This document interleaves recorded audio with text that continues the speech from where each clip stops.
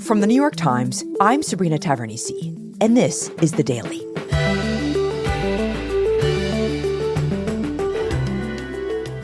FTX founder Sam Bankman-Fried was sentenced to 25 years in federal prison.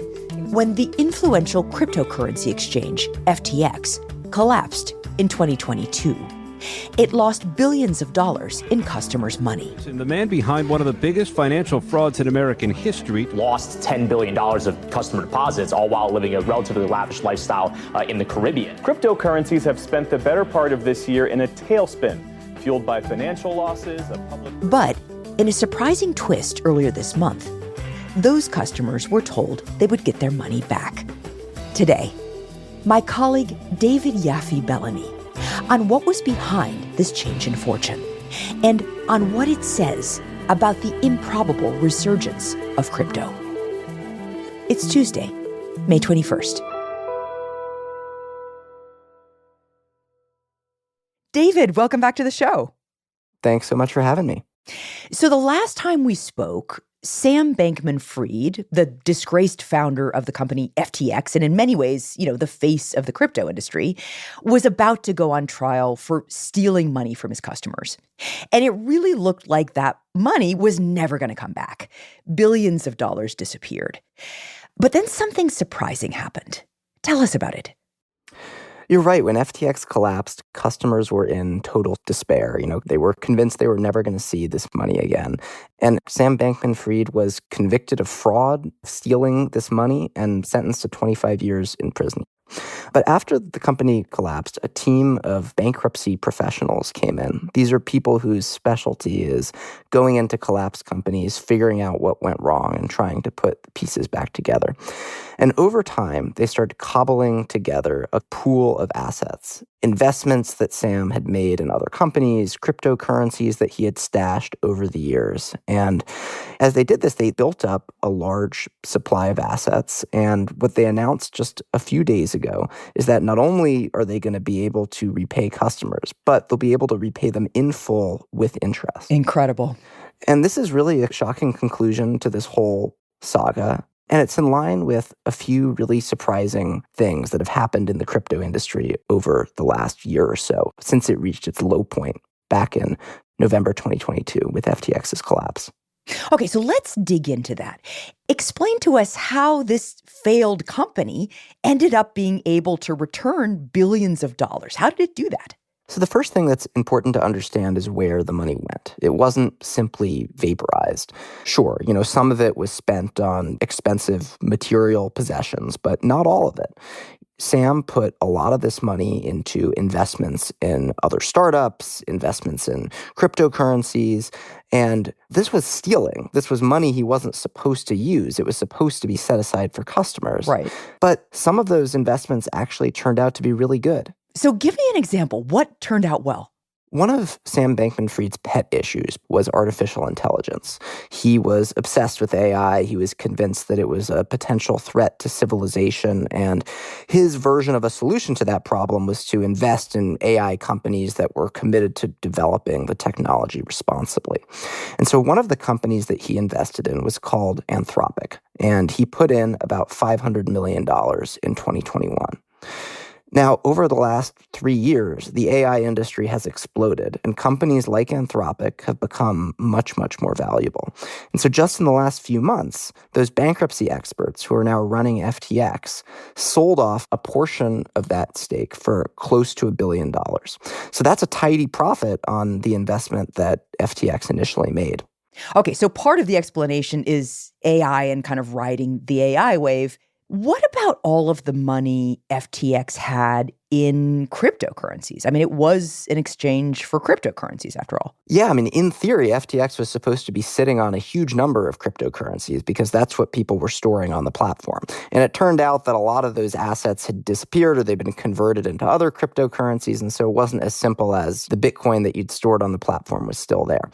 But one cryptocurrency that Bankman-Fried maintained a large supply of was called Solana. Back when FTX collapsed, Solana was trading at something like under $20 per token, really at a low. But since the collapse, Solana has surged again. And in March, it hit about $200. Wow. And the estate sold a large quantity of it and generated billions of dollars to return to creditors from that sale. And the rise in Solana is really part of a larger story in the crypto market, a resurgence that's happened over the last year that's really shocked people and has sent these volatile assets back to some of their all-time highs. Okay, so essentially it's the crypto market that's going to give FTX customers their money back, at least in part. There's been this upswing in the pendulum in recent months, and that is what accounts for this reversal of fortune. But explain to me how that's possible, how that's happened with crypto. I mean, the last time we talked, crypto was really down for the count. So it's a combination of factors. One is a kind of perception within the crypto industry that the bad actors have been washed out. Sam Bankman-Fried is in jail. He's serving his sentence. Changpeng Zhao, who's the chief executive of another troubled crypto company, Binance, also just got sentenced to prison time. And so there's this feeling, right or wrong in the crypto industry that a new chapter is beginning and that the bad guys are out of the picture. But the real driver of this kind of market-wide surge is Bitcoin, the original, most important, most valuable cryptocurrency. And the cause of the surge is a recent court case. The outcome of this case has essentially brought Bitcoin into the heart of the U.S. economy and mainstreamed it in a way that it's never been before. So tell me about this case. So the case involves a crypto company called Grayscale. And what Grayscale wanted to do was offer a Bitcoin ETF. That's an exchange-traded fund, which is essentially a basket of assets that somebody can invest in. Instead of investing in the assets themselves directly, you're investing in the basket that contains the asset. So it's a little bit indirect. And in the case of Bitcoin, it would mean you could just go onto your brokerage account and buy a share in a basket of Bitcoin. You don't have to worry about downloading an online wallet and figuring out the complications of cryptocurrencies. This was a way to open up the possibility of Bitcoin investment to more people. But the federal government was very resistant to this. ETFs are a pillar of the mainstream financial system. Mm-hmm. They're a vehicle where people store their retirement savings and other crucial investments. And the federal government basically said, this is too risky. We don't want people's money to be locked up in this market that is super volatile and that just over the last couple of years has plunged significantly. Right. I mean, it just had this massive crash recently, right? So you wouldn't really think that putting these things directly into American retirement accounts would be a good idea. So makes sense to me that the government objects. So what happens? Well, there's a huge buildup to the resolution of this case. Financial giant Fidelity now entering a new crypto race on Wall Street over these Bitcoin ETFs. While this case is pending, a bunch of other companies jump on board and apply to offer their own Bitcoin ETFs. And that includes pillars of the mainstream financial system that have generally been cautious about dealing with digital assets. Asset management giant BlackRock took the first steps yesterday to launch a spot Bitcoin. Kicked off a sudden flurry of activity, a race, if you will, to file these spot. The whole crypto industry is watching. It's considered very, very crucial. Wall Street is getting invited in anticipation of the greatest show on earth. And so everyone in the industry is waiting to see what the court will do.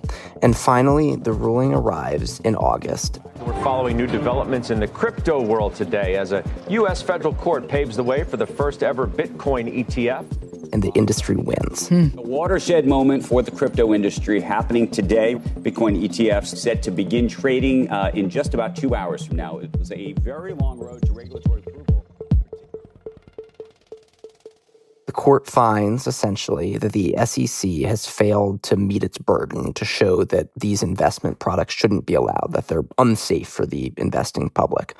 And what that means is that in January, the SEC kind of grudgingly says, okay, our hand has been forced, and these companies can go out and offer Bitcoin ETFs. And so the ETFs start trading shortly after, and they become really, really popular. JP Morgan points out there's now been a total of $20 billion of inflows into these ETFs. That's excluding people are seemingly very enthusiastic about putting their savings into these investment vehicles.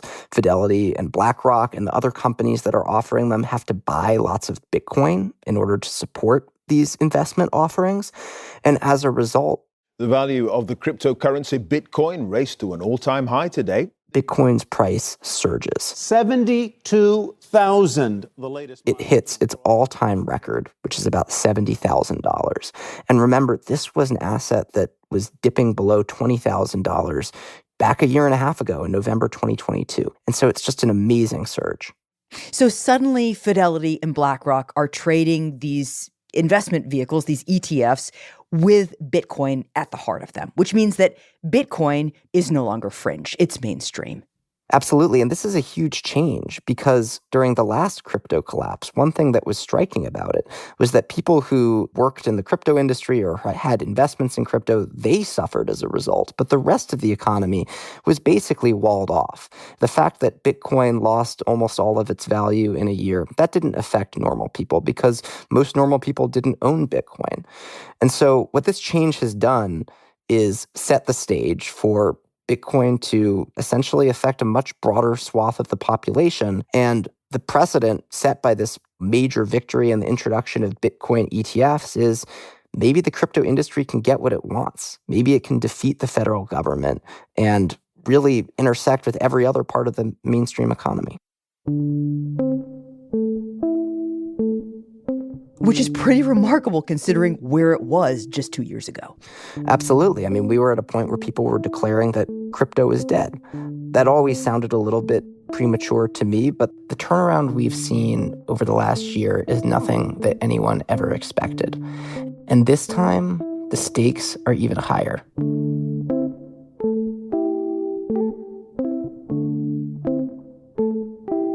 We'll be right back.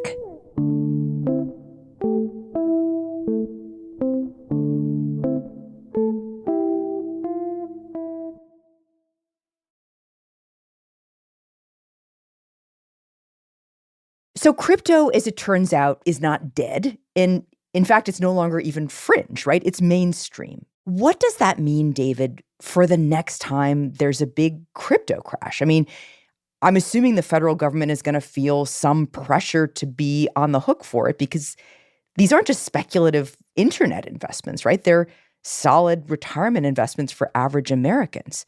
So there are two schools of thought on this and how it could go.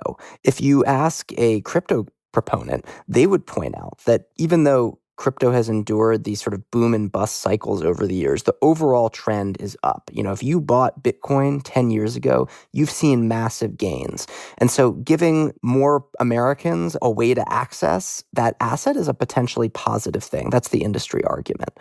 But certainly there are a lot of people who are really, really concerned about this because last time crypto crashed, the rest of the economy, the mainstream economy, was essentially walled off.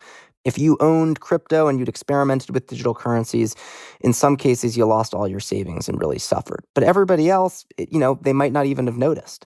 And that could change. I mean, now that the Bitcoin ETFs are rising in popularity, more and more people are likely to be connected to this volatile industry. And so another downturn could ultimately harm a much broader swath of the population. So a bigger chance for contagion to the rest of the U.S. economy should something go wrong with crypto. Yeah, exactly. I mean, is the ETF alone going to bring down the American economy? Probably not. But it's a first step in the direction of a kind of more systemic risk. Okay, so what are we really looking at here? I mean, now that these Bitcoin ETFs have been approved, are we looking at a future where other forms of crypto enter the mainstream as well?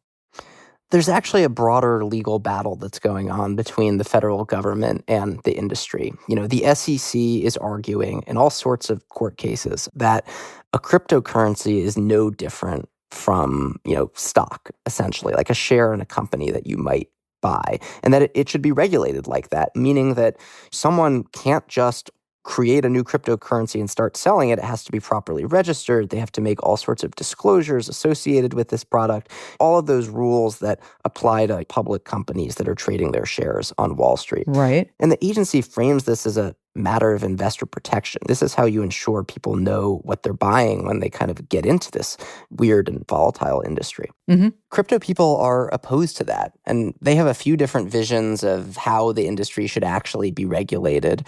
In one version, they kind of compare cryptocurrencies to collectibles like Beanie Babies or trading cards and say that the way in which a cryptocurrency accrues value over time is more akin to that than to, shares in a company that rise in value. Some say we need entirely new rules. Congress should start from scratch and come up with a new system just for governing cryptocurrencies. So essentially, this is a very big new battle. The government's saying the Wild West needs a sheriff, but we still don't know if it's going to get one, right? If it's going to prevail. Well, the government is trying to be that sheriff. It is actively suing a whole bunch of crypto companies, including some of the biggest in the United States. The most obvious example is Coinbase, the largest U.S. crypto company, currently getting sued by the SEC. And the potential outcome here is really, really damaging for these companies. The government is arguing that they've been operating as illegal securities exchanges. And if the government prevails, we could see massive fines on such a scale that they could even bankrupt some of these companies. And the ultimate outcome there is crypto getting driven out of the US, companies moving offshore, all those weird startups with dog names relocating to Singapore or, whatever jurisdiction happens to be flavor of the month. And in fact, we're already seeing that to some extent. There has been a flight from the US by a few crypto startups that are kind of worried about how this might work out. But then there's another scenario, the one that the Bitcoin ETF victory almost previewed for us, where the crypto industry actually wins. The federal government is unable to prove that these digital currencies should be regulated like securities, and the industry flourishes in the US. It becomes more and more mainstream, and everyday Americans start pouring their savings into it. Which, again, seems quite risky. It's definitely a major, major risk. And even when the SEC approved the Bitcoin ETF back in January, Gary Gensler, the SEC chair, who's this huge villain in the crypto industry, is, very opposed to the kind of expansion of the industry. He kind of couched his approval of this product with all sorts of warnings. These products are dangerous. Bitcoin's price goes up and down all of the time.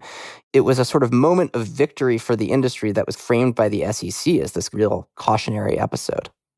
Where will this be decided, David? These cases are likely to reach the Supreme Court. I mean, it's difficult to predict, of course, but given the way some preliminary rulings have gone, I think that we're likely to see a sort of split situation where we have divergent rulings coming from different judges, and that's the type of scenario where you ultimately need the Supreme Court. So, David, going back to the beginning of our conversation, all of this explains why customers of FTX are going to get their money back. Should this change the way we think about Sam Bankman-Fried? I do remember him saying that he just needed a little bit more time to come up with the money, and he was kind of laughed at, and then he went to jail. But now that investors are getting their money back, crypto is back up and kind of really in the swing of things. Was he right? I think Sam Bankman-Fried would love to claim this news as a moment of vindication for him, but it really isn't, frankly. Legally, it doesn't actually make that much of a difference. This issue of recoveries for customers came up at trial, and what the judge said basically was that if you rob the bank, you steal $1,000 and you use the $1,000 to buy lottery tickets, and you end up with $1 million and you can repay the bank, you still robbed it in the first place. There are laws in place preventing that because most of the time you don't end up winning the lottery. On the other hand, there is kind of an alternate history here, a version of events where there isn't a bank run on FTX in November of 2022 and the company doesn't collapse, in which all of these investments that SBF has made, profit to some degree, and he actually does get the money back and is in a position to repay people. It's a totally theoretical universe, and who knows if it ever would have played out that way. Maybe he would have just stolen more money. But there's definitely a certain irony in the way that things have played out. If the timing had been slightly different, the whole course of SBF's history could have been changed. So that's one irony. But there's also another, which is that what the crypto industry has achieved over the past couple of months is essentially what Sam Bankman-Fried set out to do in the first place. Like, the reason he became the face of crypto, went before Congress, advocated for regulation, is that he wanted crypto to go mainstream. He wanted average Americans to have access to it through his platform. And now they sort of do. Yeah, absolutely. Crypto is as important as it's ever been. It's becoming more enmeshed in the American economy. People are pouring money back in. The numbers on the lines are going up. But I would caution against seeing crypto's success only in terms of how high the price has gone or how much money FTX's customers might get back. Because crypto was initially sold to the public by evangelists who described it as a system that was supposed to be about a lot more than just price. It was supposed to transform finance, overhaul how we're using money, offer access to the financial system to people who'd been locked out. And so far, it just hasn't. The industry's never actually produced something that Americans really embraced as a practical use. I mean, for most people, this is just an investment. And the industry's role in the economy has expanded in ways that are potentially dangerous. And it's done that without actually solving any of these problems or answering any of these unanswered questions that have lingered for years at this point.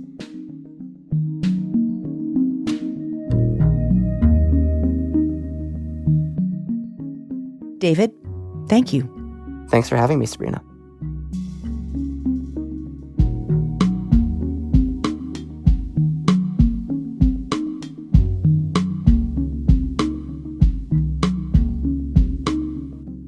We'll be right back.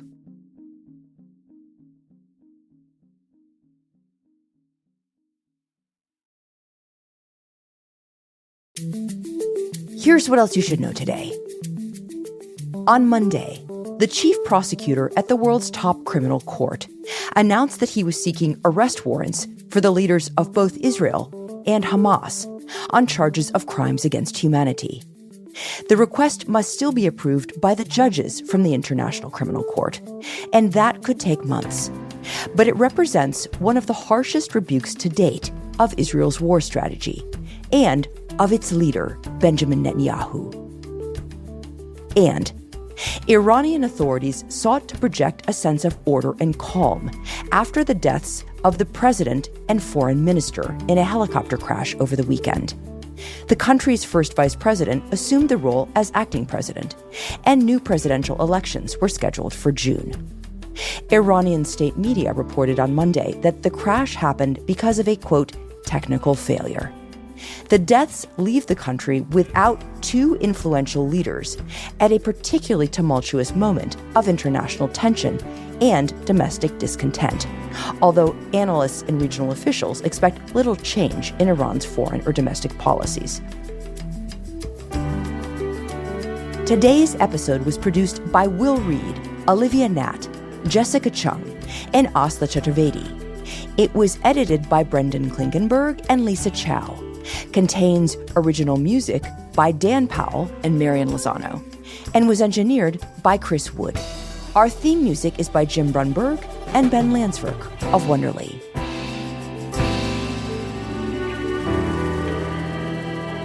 That's it for The Daily. I'm Sabrina Tavernise. See you tomorrow.